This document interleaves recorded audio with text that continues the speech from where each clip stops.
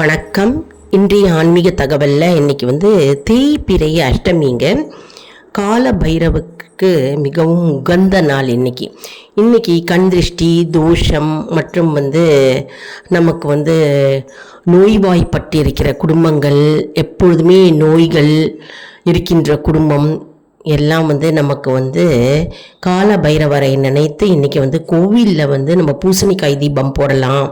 தேங்காய் தீபம் இன்றைக்கி ஏற்றம் ரொம்ப விசேஷமான நாளுங்க. இன்றைக்கி கால பைரவரை நினைத்து நம்ம தொடர்ந்து கால பைரவர், அதாவது தேய்பிறை அஷ்டமி அப்படின்னாலே 8, அதனால் 8 வாரங்கள், 8 தேய்பிறை அஷ்டமி அன்னைக்கு நம்ம பைரவரை நினைத்து நம்ம தீபம், கோவிலில் தீபம் ஏற்றினால், மனதார வேண்டினால் நம்முடைய நோய்கள் நீங்கும், கஷ்டங்கள் நீங்கும், கண் திருஷ்டிகள் நீங்கும், மற்றும் பில்லி சூன்யம் ஏவல் எதுவாக இருந்தாலும் அது அப்படியே விலகி போகும்.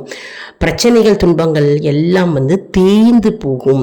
வீட்டில் இருந்து நம்ம வழிபடணும் அப்படின்னா கால பைரவரை மனதார நம்ம நினைத்து நம்ம வெண்கடுகு இருக்கு இல்லையா, வெண்கடுகு தீபம் ஏற்றலாம்.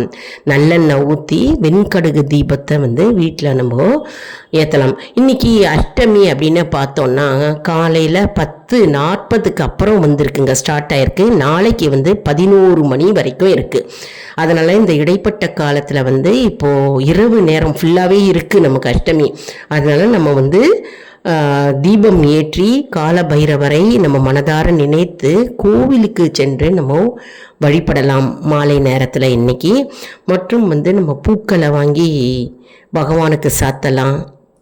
மற்றும் பிரசாதங்கள் செஞ்சு நைவேத்தியம் பண்ணி நம்ம எல்லாருக்கும் விநியோகம் செய்யலாம். அதாவது கால பைரவரை நம்ம வேண்டி வழிபட்டால் நமக்கு வழக்குகள் இருக்கும் இல்லையா, வழக்குகள் அதில் வெற்றி பெறலாம். மற்றும் தேவையில்லாத பயங்கள் நீங்கும். அடிக்கடி பயந்து இருப்பாங்க நிறைய பேர், அந்த பயம் நீங்கும். கண் திருஷ்டிகள் நீங்கி செல்வம் பெருகும் என்பது நம்பிக்கை. அதாவது சிவபெருமானின் அம்சமாக விளங்கும் இந்த கால பைரவரை நம்ம நினைத்து நம்ம விளக்கு போட்டோம் அப்படின்னா தீய சக்திகள் அனைத்தும் விலகும்.